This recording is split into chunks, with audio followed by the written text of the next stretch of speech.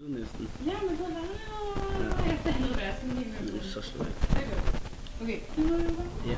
okay, så starter jeg bare her.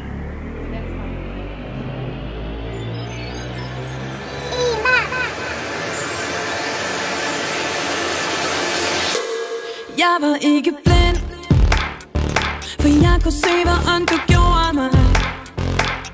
Og jeg var ikke dum, men dum gjorde, at jeg dummede mig. Jeg startede med at lave musik, da jeg var...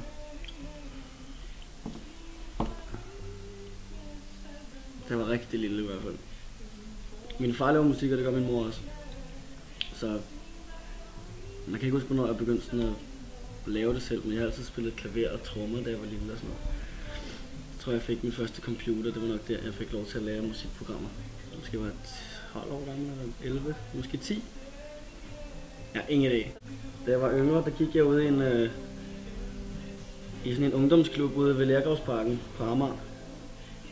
Der hedder Klub 47, som er sådan en gammel legendarisk hiphop-klub institution for unge, der ikke gider gå i andre klubber eller kan finde ud af det, ikke? Og der kan jeg huske, der begyndte jeg så at rappe, som heldigvis er gemt langt væk nu.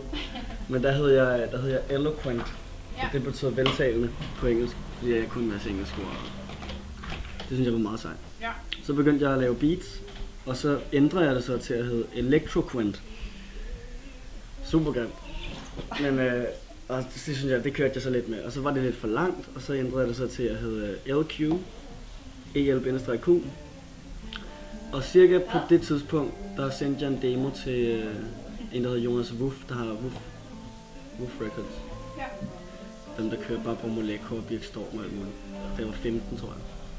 Og det synes jeg var mega fedt og sådan noget, og så fik jeg lov til at komme med på nogle af deres compilations. Men han synes så, at det der LQ var lidt mærkeligt, så han synes jeg skulle gå tilbage til at hedde Eloquent. Så gik jeg så tilbage til at hedde Eloquent, og så blev jeg mere og mere træt af det selv, og så endte jeg med at sige, at det skulle bare være Eloquent. Kedeligt, men langt og godt.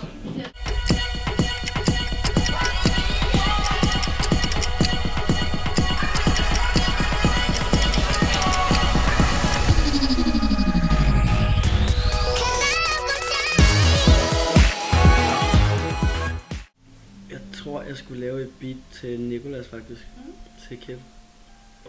Og så selve den skitse der, den blev alt for ekstravagant, fordi at, altså for det første, jeg først begyndte at lave beats til andre, sådan efter jeg begyndte med Nicolas og dem. Så jeg altid bare sådan flippet ud i mine beats, så lavede den meget mærkelige og komplekse og svære at forstå og sådan noget. Ja. Så det her beat, det blev også langt hen, så blev det bare alt for underligt. Så for at prøve at gøre det mere simpelt, så prøvede jeg at gøre det til sådan house-agtigt. Ja. Og så lød det bare for fedt, og så tog jeg det bare selv videre. Der er nogle sange, man har det sådan, det her, det skal bare, jeg håber folk de danser sådan, at de rykker til det, ikke? Og så er der nogle sange, hvor man tænker, jeg håber folk de bare sidder sådan og har det alt for svedigt til det.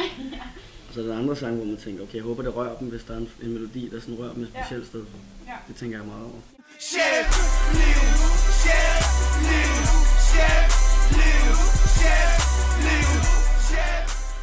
Det startede sådan, vi kommer alle sammen forskellige steder fra.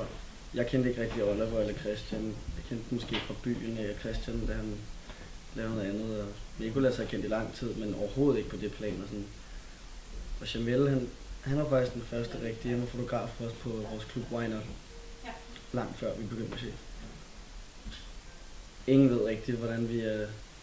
Men det skete bare. Så nu hænger vi bare sammen hele tiden. Altså, vi er nødt til at snakke med hinanden hele tiden. Det er så fedt. Jeg tænker ikke så meget selv over det. Jamen, det er underligt. Jeg tror, jeg har bare sådan... Der er sådan et eller andet, jeg kan ret godt lide sådan japansk. Jeg tror, det ord siger mig et eller andet. Jeg ved ikke hvorfor, men jeg tænker ikke så meget, at jeg tager tøj på. Jeg tager bare med tøj på.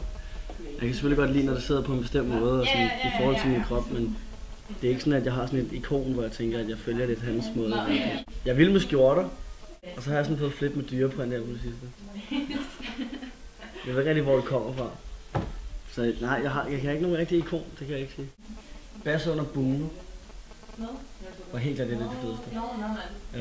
Der blev holdt under sådan en bro herovre på Nørrebro Nordvestområdet. Det var bare fedt. Der var så mange, der var samlet omkring det, og så kan jeg få lov til at spille nogle af mine egne ting, og nogle ting, som jeg godt kan lide, og så forstår de det uden at kende det. Altså en normal klub, så kan du ikke rigtig bare flette sådan noget ind, ikke? Men det blev jeg glad for, fordi så gik de bare amok. Det var så sødt. Det var virkelig sjovt. Det var godt lide. Folk skal gå mere amok. Det er kedeligt.